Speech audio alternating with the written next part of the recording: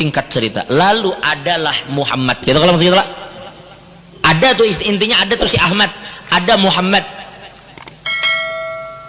Tapi pertanyaannya, ketika Ahmad ada, ketika Muhammad ada, yang lain adalah qadada. Tidak ada surga, tidak ada neraka, tidak ada arsy, tidak ada kursi.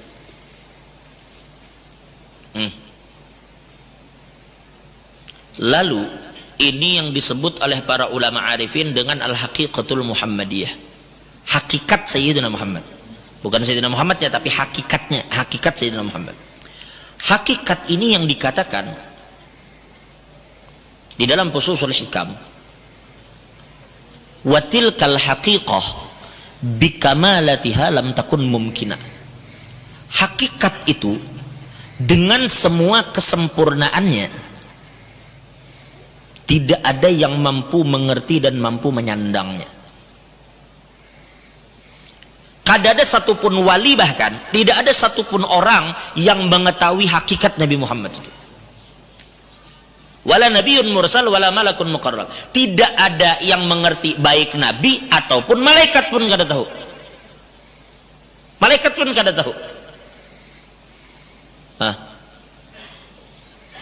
Ujar Uwais Al-Qarni, Sayyidina Abu Bakar mengatakan, ujar Sayyidina Abu Bakar, la ya'rifu haqiqata Muhammad illallah. Tidak ada yang mengetahui hakikat Nabi Muhammad kecuali Allah. Ujar Uwais Al-Qarni, ya ashab Rasulillah, ma'araftum Muhammad illa zillah.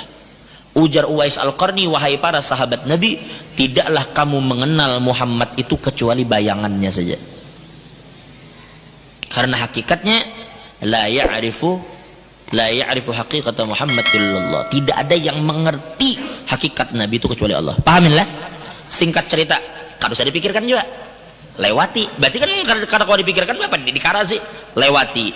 Setelah kita lewati tahap selanjutnya, lalu hakikat itu, ujar Ibnu Arabi, disederhanakan, dibungkus hakikat yang berat tadi. Karena hakikat itu kita kada kawan nyandang, wala kita wala wali, kada ada siapapun yang bisa sandang itu. Wali aja kada kawa, apalagi kita. Lalu hakikat itu perlu bungkus sekarang. Ikam percayalah kalau di kabel itu ada listrik. Maksudnya, percayalah. Sekarang tolong pang turih karetnya. Sekarang japai besinya. Mampu lah ikam menyandang untuk memegang besinya itu. Kam kada mampu sandang. Kada ada ikam memiliki kekuatan untuk memegang tembaga itu. Lalu diperlukan bungkus. Tapi bisa lah melihat, kelihatan lah listrik mengalir tuh. Kada kelihatan. Kelihatan kada, dijapai pun kada kawa. Lalu perlu bungkus.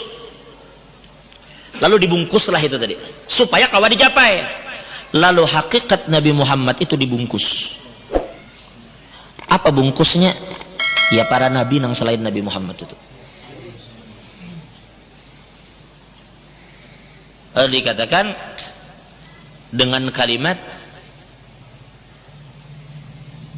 fanazalat tilkal haqiqah ay dhaharat tilkal haqiqah bisuwarin khassah. Karena manusia tadi kada mampu menyandang untuk mengetahui bagaimana hakikat. Jadi li'annal basyariyata lam tatahammal anha. Karena manusia tidak mampu menyandang hakikat Nabi, lalu hakikat itu dibungkus Allah sebagai rahmat. Bahkan kedatangan Nabi itu pun rahmat. Karena Nabi kita nang datang di Madinah itu pun adalah yang hakikat itu yang di dalam diri sidin sebenarnya. Jadi adanya Nabi kita itu rahmat sebujurnya bagi kita, supaya kita kawa melihat, oh bagusnya Nabi kita, supaya kawa mun kada dibungkus itu kada kawa pian melihat hakikat Muhammad itu.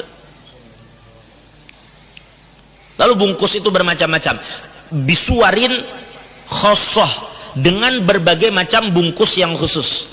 Ai bisurati nabiyyin min anbiya'illah, atau yang dimaksud bungkus itu adalah rupa para nabi daripada sekian banyak nabi Allah. Jadi mereka itu turun, salah satu tugasnya adalah untuk membungkus haqiqatul Muhammadiyah. Salah satu fungsinya.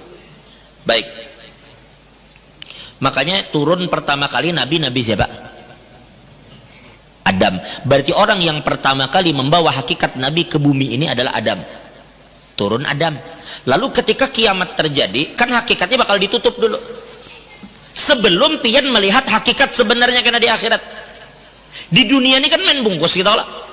Ada yang membungkusnya yaitu Adam, dan ada yang menutup itu sebelum Allah perlihatkan hakikat itu di akhirat. Baru di situ pian tahu karena bungkus-bungkusan lagi. Tapi di sini ditutup. Makanya Isa turun sekali lagi. Padahal Nabi Isa sebelum Nabi Muhammad. Tapi Isa tidak dimatikan. Isa diangkat oleh Allah. Dan akan turun lagi di akhir zaman. Tugasnya apa? Membunuh Dajjal kah? Membunuh Dajjal itu ibaratnya kalau Allah hendak nang lain mungkin bisa. Kenapa kan Nabi Muhammad aja bahari langsung turun tangan? Atau Nabi Musa? Atau Nabi yang lain? Untuk membunuh babi, urusan apa? Nabi Isa tuh cuma sekadar membunuh babi, bukan kita gini bisa. Menghapus pajak, menghancur salib saja. Ujar ulama, hakikat sebenarnya daripada tugas turunnya Nabi Isa di akhir zaman adalah untuk menutup hakikatul Muhammadiyah. Jadi hakikat itu yang tidak bisa dipegang dan dilihat tadi didatangi oleh, dibungkus oleh Adam. Lalu Adam itu dilihat, lalu dipegang. Ada yang memegang Adam, ada yang melihat Adam. Berganti Adam wafat, turun ke bawah, ke bawah, ke bawah sampai sempurna di diri Nabi Muhammad. Lalu Nabi Muhammad yantaqilu ila rafiqil a'la. Lalu Nabi berpindah ke hadrat Allah. Lebih memilih berada di hadrat Allah. Lalu berlanjut, hakikat tadi tetaplah dibungkus, tetapi berganti baju. Dari yang tadinya baju kenabian berubah menjadi baju kewalian. Dari yang tadinya membungkus Nabi berubah menjadi wali. Lalu wali turun temurun, kutub anu, habib anu, kutub anu, habib anu. Hakikatnya mereka itu tugasnya tidak berbeda dengan para nabi, yaitu membungkus hakikat Nabi Muhammad. Itu yang dimaksud di situ. Jadi mereka itu haikal itu kerongkong, paham lah? Tapi sampai sekarang adalah nabi mana ada? Kutub si anu, kutub anu terus sampai hari ini, sampai kiamat, sampai terakhir Imam Mahdi. Tapi biar bagaimanapun tingginya martabat Imam Mahdi sebagai wali min auliillah, Imam Mahdi itu bukan nabi. Dan ujar ulama, karena hakikat itu dulu pertama kali dibuka oleh seorang nabi, maka hakikat itu tidak akan ditutup terkecuali oleh seorang nabi. Yang membuka nabi, yang menutup nabi. Selesai, baru di akhirat semua mata akan melihat bagaimana hakikat Sayyidina Muhammad sallallahu alaihi wasallam. Sudah sampai situ ya, walhasil nangka itu tuh.